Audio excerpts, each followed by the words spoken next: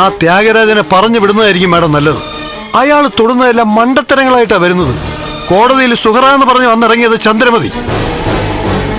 മുമ്പ് നന്ദനെയും മുരളിയും തട്ടിക്കൊണ്ടു വന്നിട്ട് ആ ഗിരീഷ് വന്ന് ഇറക്കിക്കൊണ്ടുപോയി. പിന്നൊരു ദിവസം ആളിനെ തന്നെ കാണാനില്ലാതായി. ആരുടെ കയ്യിൽ നിന്ന് തല്ലി വാങ്ങിച്ചില്ലേ?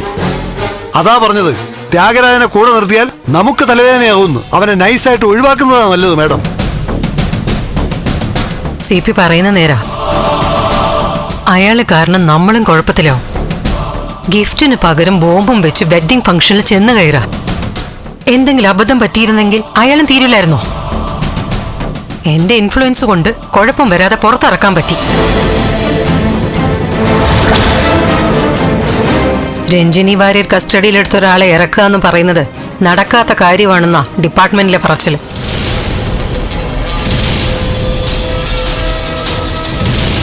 രഞ്ജിനി FIR എഴുതുന്നതിന് മുമ്പ് ത്യാഗരാജനെ ഇറക്കി എന്നുള്ളത് പലർക്കും വിശ്വസിക്കാൻ പറ്റിയിട്ടില്ല. സത്യമാ മാഡം.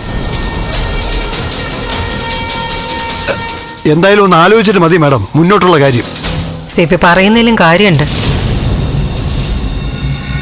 ഉന്നതങ്ങളിൽ സ്വാധീനമുണ്ടെന്ന് കരുതി ത്യാഗരാജൻ വരുത്തി വെക്കുന്ന ഓരോ പ്രശ്നങ്ങളിൽ ചുമ്മാ കയറി ഇടപെട്ടോണ്ടിരുന്ന മിനിസ്റ്റർ ഉൾപ്പെടെയുള്ളവർക്ക് അതൊരു ബുദ്ധിമുട്ടാവും.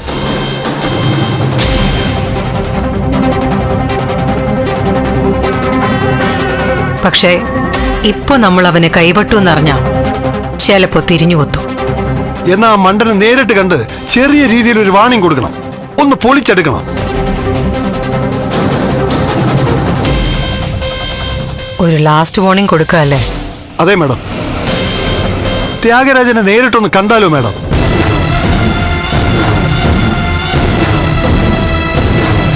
കാണാം. CP ഒന്ന് വെയിറ്റ് ചെയ്യും. നമുക്കിപ്പോ തന്നെ ഇറങ്ങാം. ശരി മാഡം.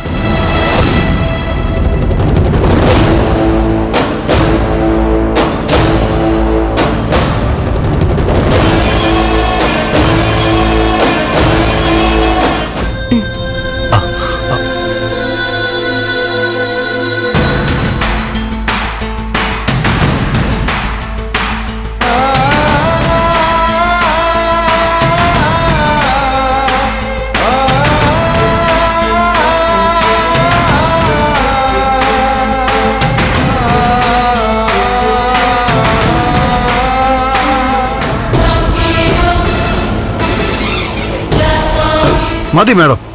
ഇനി അവനോട് സംസാരിച്ചിട്ട് കാര്യമില്ല. മാഡത്തിന്റെ കരുണ കൊണ്ട് ഇത്രയും ചെയ്തില്ലേ, ഇനി വിട്ടേക്ക്. വിട്ടുകളയാനല്ല, പണവും സ്വാധീനവും ഉപയോഗിച്ച് അവനെ പുറത്തേക്ക് ഇറക്കിയത്. ഉപകരിക്കാത്തതെന്തും ഉപേക്ഷിക്കുന്നവൾ അരുന്ധതി. ഇവനെ പക്ഷേ ഇനിയാ ഉപയോഗിക്കേണ്ടത്.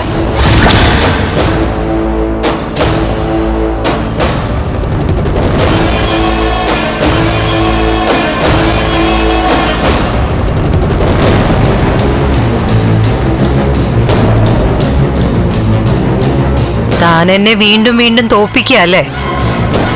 ഇതാ ഞാൻ പറഞ്ഞേ, തന്റെ തീരുമാനങ്ങളൊക്കെ മണ്ടൻ തീരുമാനങ്ങളാണെന്ന്. ഞാൻ ശക്തമായിട്ട് ഇടപെട്ടില്ലായിരുന്നെങ്കിൽ താൻ ആജീവനാന്തം ജയിലിൽ കിടക്കുമായിരുന്നു. ഒറ്റ നിമിഷം കൊണ്ട് എല്ലാം ചാരമാവുമെന്നും നമ്മൾ ജയിക്കുമെന്നും കരുതി എല്ലാം കൃത്യമായിട്ട് ഒരുങ്ങി തന്നെ പോയത്. പക്ഷെ പാളിപ്പോയി മാഡം. ത്യാഗരാജ, ആ കുടുംബം മുഴുവൻ ഇല്ലാണ്ടാക്കാൻ എനിക്ക് നിഷ്പ്രയാസം സാധിക്കും. പക്ഷേ അതല്ല എന്റെ ലക്ഷ്യം. നീറി നീറി പുകയുന്ന പ്രഭാവതിയുടെ ഹൃദയമാണ് എനിക്ക് വേണ്ടത്. വേദനിച്ച് കണ്ണീരൊഴുക്കി കഴിയുന്ന പ്രഭാവതിയാണ് എന്റെ ലക്ഷ്യം. എല്ലാവരും ഒരുമിച്ചല്ല, ഓരോന്നോരോന്നായിട്ട് വീഴണം.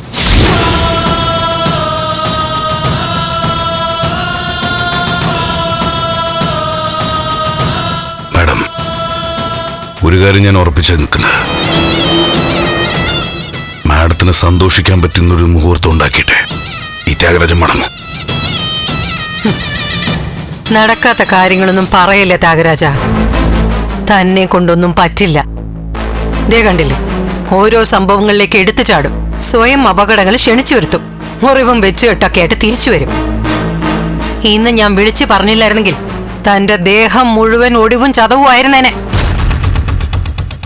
എന്റെ ദേഹത്തെ പരിക്കുകൾ എനിക്ക് വിഷയമല്ല. പക്ഷേ ഞാൻ കാരണം മാഡത്തിനുണ്ടായിട്ടുള്ള വിഷമങ്ങൾ ഞാൻ മാറ്റും, എന്നിട്ട് മടങ്ങിപ്പോവും. എന്റെ പൊന്ന് ത്യാഗരാജ, നീ എന്നെ ഒരുപാട് അങ്ങ് സന്തോഷിപ്പിക്കല്ലേ. എന്ത്, എപ്പോ, എങ്ങനെ ഞാൻ തീരുമാനിച്ചോളാം. പഞ്ചപുച്ഛടക്കി ഞാൻ പറയുന്നതങ്ങ് അനുസരിച്ചാ മാത്രം മതി. ദയവ് ചെയ്ത് നീ എന്നെ സഹായിക്കരുത് പ്ലീസ്. ആവശ്യം വരുമ്പോ ഞാൻ പറയാം. സിപ്പി,